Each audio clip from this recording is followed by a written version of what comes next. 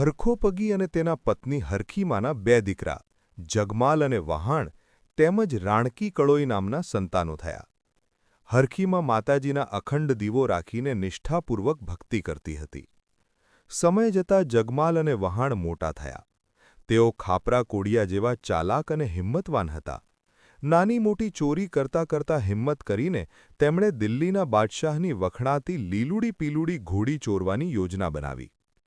દિલ્હીમાં ચોરનું પગેરું પકડવામાં બાહોશ એવો બાખલિયો પગી બાદશાહની નોકરીમાં હતો.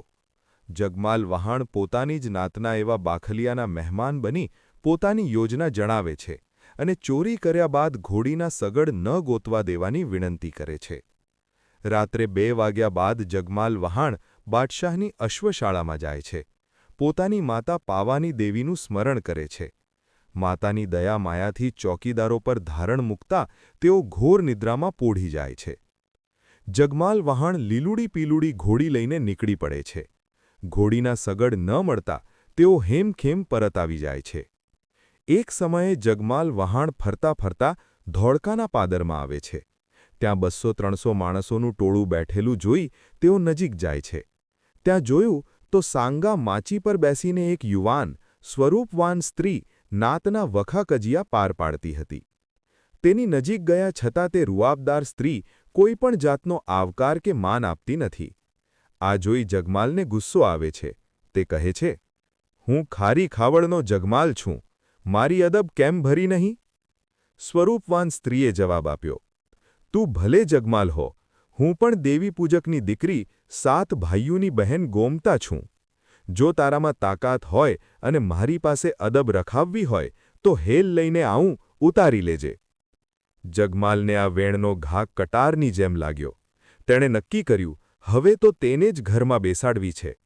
નાના ભાઈ વહાણના વિરોધ છતાં જગમાલે દેવી પૂજકની દીકરીની હેલ ઉતારી તેને પોતાની ઘરવાળી તરીકે સ્વીકારી પોતાના ગામ ખારી ખાવડ લઈ આવે છે. ગામમાં ચર્ચા ફેલાઈ જાય છે કે જગમાલ વટલાઈ ગયો છે. પરંતુ કોઈની પણ વાતની દરકાર કર્યા વગર ગોમતાના સ્વરૂપમાં અને મોહમાયામાં જગમાલ સંપૂર્ણપણે આંધળો બની ગયો હતો.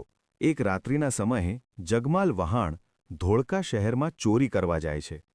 માતાજીનું સ્મરણ કરીને તેઓ 2 હીરાગર ચંદરવા ચોરે છે, જેમાં 1 લાખનો અને બીજો 1.25 લાખનો ચંદરવો હોય છે. ચંદરવો જોઈને આભો બની ગયેલ જગમાલ વિચારે છે, 1.25 લાખનો ચંદરવો મારી ગોમતડી પહેરે તો કેવી અદ્ભુત અરસી ઉઠે. પોતાને માતાજી કરતાં પણ વધુ ગોમતડી પર ઓળઘોળ થતાં જગમાલનું પુણ્ય પરવારી ગયું હોય તેમ વહાણ અને નાતીલાઓને લાગવા માંડે છે. નાનો ભાઈ વહાણ મોટા જગમાલને કહે છે, "હે જગમાલ, એક તો અવળું હતું અને બીજું અવળું કર્યું." એક દિવસ જગમાલ તેના મામા કાનજી દેત્રોજીયાને મળવા જાય છે. ખાટલા પર બેસી હુક્કો પીતા મામા પાસે જગમાલ હુક્કો પીવા હાથ લંબાવે છે. પરંતુ કાનજી દેત્રોજી કહે છે, "તું ભલે મારો ભાણેજ છે, પરંતુ તું વાગરીની દીકરીને ઘરમાં બેસાડી છે. એ નાતમાં શેરો એટલે કે ટીકો થાય છે, એટલે હું તને હુક્કો ના આપી શકું. ખરેખર હુક્કો પીવો હોય તો કડીના મલાવરા રાજાનો હુક્કો લઈ આવ, ત્યારે તને સાચો ભાણેજ કહું." આ મેણા વાગતા જગમાલને જાણે પાવાની દેવીને પણ મેણું આપ્યું હોય તેમ થાય છે. મામાના આવા શબ્દો સાંભળીને જગમાલ વહાણ માતાજીની આરાધના કરીને કડીના મલાવરાનો હુક્કો પણ ચોરી લાવે છે. ત્યારે દેવી સાથે જગમાલ બોલે બંધાય છે કે આ કાર્ય પાર પડ્યા બાદ તે ગોમતડીને છોડી દેશે. આ વાતની વહાણ યાદ અપાવે ત્યારે જગમાલ કહે છે, "વહાણ ભૈલા, તું નાનો છે, ધર્મની વાતમાં તને શું સમજ પડે? દેવના રવ કેવી રીતે ટાળવા તે મને આવડે છે. દેવે રવ લીધો હતો, ગોમતડીને વળાવતો જ તારા ભેડે છું." એકી જગમાલ ગોમતડીને તૈયાર કરીને ગામના સીમાડા બહાર લઈ જાય છે. સીમાડા બહાર મૂકી દેતા માતાનો રવ ટળી ગયો તેમ ગણીને પાછી ગોમતડીને પોતાની સાથે લઈ આવે છે. સંસારી જીવની ધર્મ સાથેની આવી રમતથી દેવી ખફા થયા હોય તેમ જગમાલના 7 શાળાઓ આવી પહોંચે છે. તેઓ જગમાલને ફોસલાવી જંગલમાં શિકારના બહાને સાથે લઈ જાય છે. 6 જણા દગો કરી જગમાલને મારી રાખવાનો વિચાર કરે છે. પરંતુ નાના શાળાને દયા આવે છે. તે વિરોધ કરે છે અને કહે છે, "ગમે તેમ તો તે આપણી બહેનનો ઘરવાળો છે, આપણા હાથે તેને મરાય નહીં." અંતે જગમાલની ગાંસડી બાંધીને તેને શેઢાઈના ભોણ એટલે કે દરમાં નાખી દે છે. આવા દગાથી નાહિંમત થયેલો જગમાલ પોતાની દેવીને સંભાળી નેરધન્ના કરવા લાગે છે. તે ઘા પોકાર કરે છે, પોતાની કરેલી ભૂલોની માફી માંગે છે. ત્યારે જગમાલના મસ્તકમાં જાણે માતાના બોલ સંભળાવા લાગે છે. જગમાલ પાસે 2 વસ્તુ હતી, કાંડિયો કટાર અને પાવો. જ્યારે જગમાલ પાવો વગાડતો ત્યારે મા પાવાની દેવી પ્રગટ થઈને જગમાલના દુઃખ હરતી હતી. ઝીલણિયું, તારી ગોમતાને મેલ જગમાલા, તારી ગોમતાને કાઈડ જગમાલા, તારો પાવો વગાડ જગમાલા, તારી વેણું વગાડ જગમાલા, તારી ભીડું ભાંગું જગમાલા, તારી ભીડું ભાંગું જગમાલા, તારા પાવાની મોરચા લાગી, તારા વેણાની મોરચા લાગી, રાણકી કળોઈની વીજની દેવી, માં હરખાઈના દીવડા દેવી, માએ જગમાલની રક્ષા કીધી, માડીએ જગમાલની રક્ષા કીધી. કુળદેવી ગેલડી મેલડી અને પાવાની દેવીને દયા આવે છે અને જગમાલને બહાર કાઢે છે.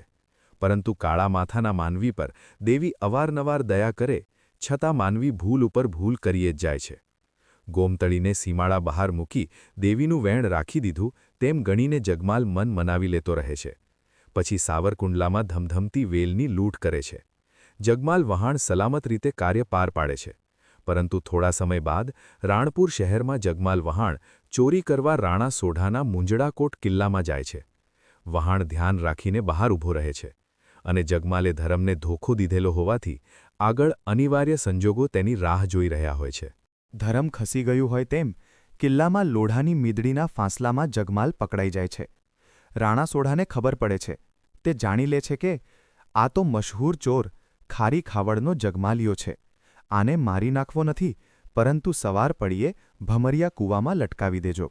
આ બાજુ હરખમાએ પેટાવેલો અખંડ દીવો ઝાંખો પડવા લાગે છે. ત્યારે જગમાલ સંકટમાં છે તેવી ખબર પડતા રાણકી કડોઈ માતાજીને વીજું કરવા લાગે છે. એ સમયે જગમાલ ઉપર પોતાની કુળદેવી ગેલડીને દયા આવે છે.